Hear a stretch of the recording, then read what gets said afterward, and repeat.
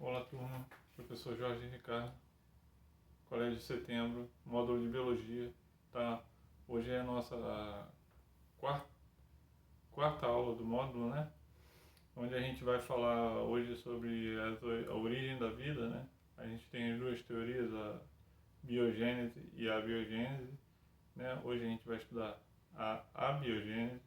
Na última aula, que será a próxima, será a biogênese, tá? Então, hoje eu vou para trás das câmeras aí daqui a pouco para a gente passar os slides e explicar da melhor maneira possível para vocês, tá?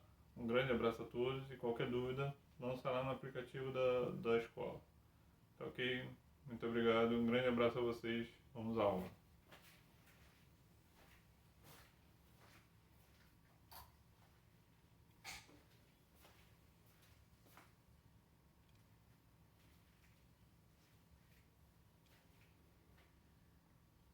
Então, como eu havia falado, nós temos essas duas teorias, né, sobre a origem da vida, né? Mas antes disso aí, vamos dizer aqui, o que dá uma leve introdução, tá? A origem da vida no planeta é assunto de interesse científico desde os primórdios da sua existência. A Terra surgiu há aproximadamente 4 bilhões e meio de anos, sendo a teoria mais defendida atualmente a do Big Bang, que diz o seguinte, né? Após a grande explosão, o planeta era uma massa incandescente que passou por resfriamento após inúmeras tempestades. É especulado que o primeiro ser vivo após o resfriamento do planeta tenha surgido há aproximadamente 3,8 bilhões de anos atrás. É um dos mistérios, né? É o grande mistério da ciência. É a origem da vida, tá?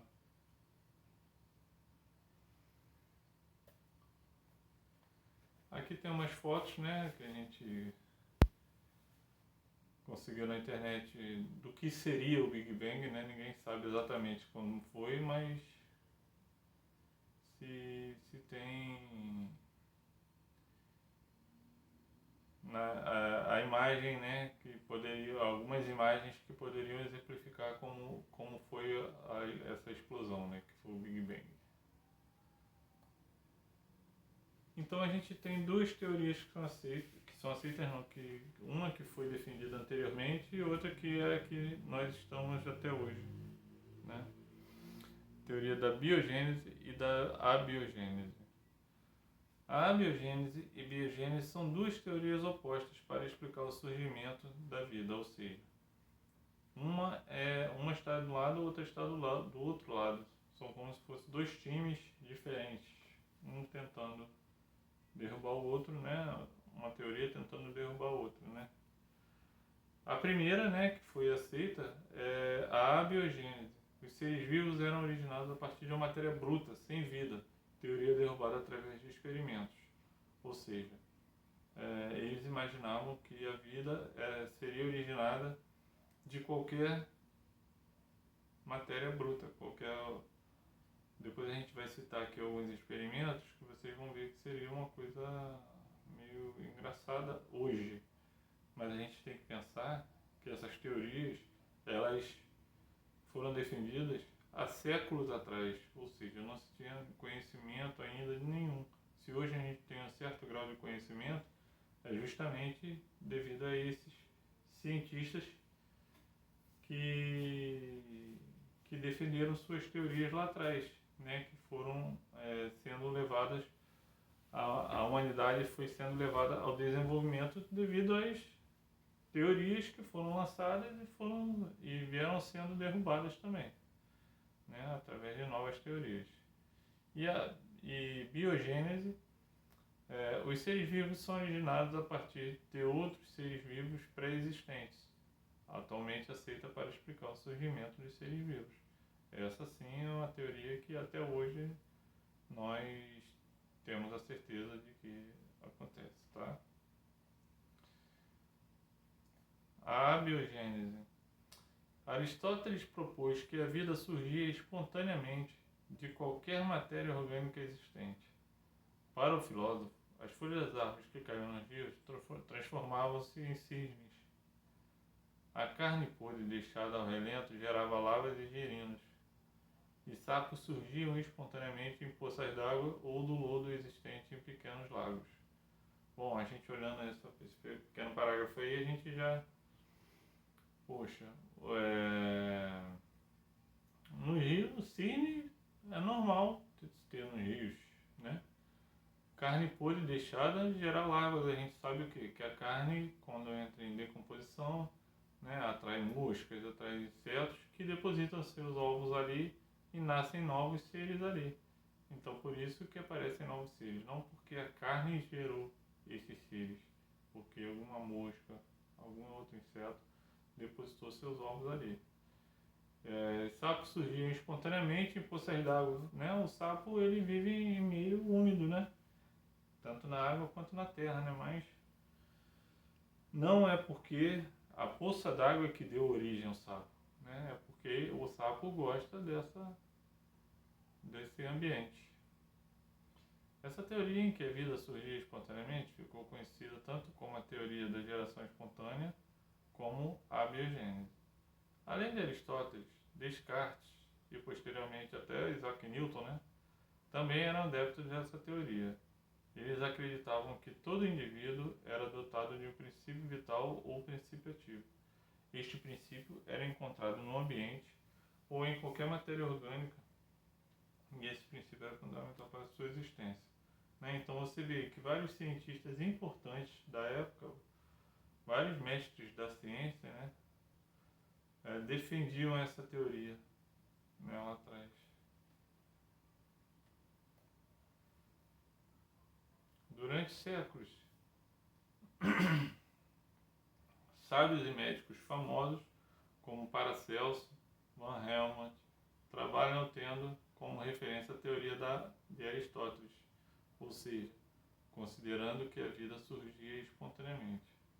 Van Helmont fez um experimento para provar essa teoria. Olha só, que experimento, né, em que eles confiavam, né, através de que eles confiavam na biogênese, né, eles não conseguiam relacionar isso. Hoje a gente tem uma gama de conhecimento maior do que eles tinham naquela época, né? Colocou numa caixa uma camisa suja com muito suor e germe de trigo. Por volta de 3 semanas depois, nasciam filhotes de camundongos. Ele provava assim que os camundongos tinham sido gerados espontaneamente e o suor humano teria sido o princípio ativo. Ou seja, não dá pra gente acreditar que os ratos surgiram, né, foram gerados a partir da camisa suada. Né? A gente sabe que isso atraía os ratos, né, e provavelmente esses filhotes iam lá atraídos pelo cheiro, né, pela camisa suja, né? Eles gostam também desse ambiente. Apesar de muitos adeptos, outros pesquisadores não concordavam com a teoria. A partir do século XVII, alguns cientistas tentaram comprovar com procedimentos específicos a veracidade da biogênese. Entre os experimentos, 2 se destacaram, que é o Francisco Redi e Louis Pasteur, né? De Redi. Em 1668, isso a gente está falando, tá?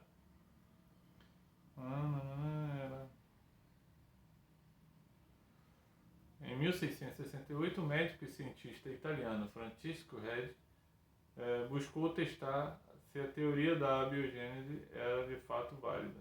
Para isso, ele tentou comprovar uma das hipóteses dadas por Aristóteles, a de que vermes surgiam espontaneamente da carne deixada no ambiente. Redi utilizou-se de frascos de vidro que ele colocou carne crua ou restos de animais mortos. Alguns vidros ele vedou com gás e outros ele deixou aberto. Ele observou que nos vidros abertos, que as moscas presentes no ambiente pousavam sobre a carne e posteriormente surgiam as lavas. nos vidros vedados, as moscas eram impedidas de pousar sobre a carne e as larvas não apareciam. Reid concluiu que, ao pousar na carne, as moscas depositam seus ovos, de onde surgem as larvas, comprovando que a vida só se origina de outra pré-existente e refutando a teoria da geração espontânea, que começou a perder credibilidade a partir do Reid aí, né? Então aqui é o experimento dele, né? No caso ali, no frasco 1, ele deixou o frasco com um pedaço de carne aberto, né? Com o passar do tempo, a carne entrou em decomposição, né? Com vários, você vê lá na primeira figura, que tem umas mosquinhas ali. Já na segunda, na figura abaixo dela, tem uma setinha verde aí, você percebe que tem os ovinhos ali embaixo. E ali vão ser geradas novas moscas. Então não quer dizer que a carne que deu origem às novas moscas. O que deu origem são os ovos que as moscas anteriormente deixaram lá. E aí ele botou um frasco com gaze, né, onde as moscas não conseguiram ter contato com a carne, né? E também outro frasco fechado, né? Hermeticamente fechado. O que é hermeticamente fechado? Sem contato com totalmente fechado, né? Quer dizer, totalmente fechado. Né? Lá, as mosquinhas tentando entrar sem conseguir. Né? Ou seja, então ele percebeu que nesses frascos fechados não se tinha dado origem às moscas. Só deu origem no frasco que ficou aberto. Então aí ele começou a derrubar a teoria da abiogênese. E já o de Pasteur, né, em 1745,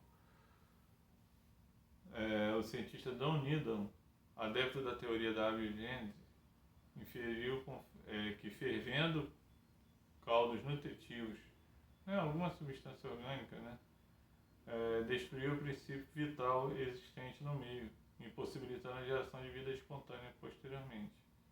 Pasteur refutou completamente a teoria da biogênese no século XIX. O cientista utilizou caldos nutritivos e os depositou em uma garrafa específica, chamada balão de pescoço de cisne.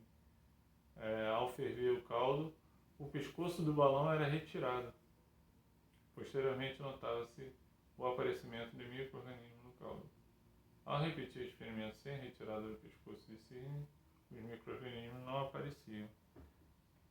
Pasteur concluiu que os micro-organismos que surgiam no caldo eram provenientes do próprio ar, que entrou em contato com o caldo depois da retirada do pescoço de cisne. Pasteur não só refutou a teoria da abiogênese, como ainda comprovou que não havia princípio vital responsável por gerar vida espontaneamente presente em matérias. Esse aqui seria o... Então, através desse experimento aí, ele comprovou que a vida não era gerada espontaneamente, né? Ela era gerada devido a quê?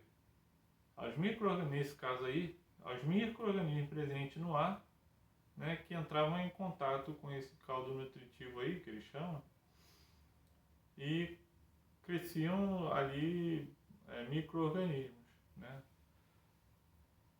Então esse aqui seria o teste, ó. Aqui o caldo na fervura. Esse aqui é o bico do cisne, né? Tá vendo? Não teria contato com ar esse caldo, então não seria gerado o novo ser, vamos chamar assim. E já aqui, né, no segundo experimento, ele quebra o gargalo aqui do balão, né? E aí ele percebe o quê? Que ele tem muito mais contato com o oxigênio, e então ocorre a presença de micro-organismos aqui. Dessa forma, ficou comprovado que a vida não surge espontaneamente, mas sempre descendente de uma vida anterior. Hoje temos hipóteses mais aceitas sendo defendidas por Oparin e Haldane. Então, galera, aí nessa disputa entre biogênese e abiogênese, nós hoje sabemos com muita clareza, né, que essa teoria da biogênese não é possível, né?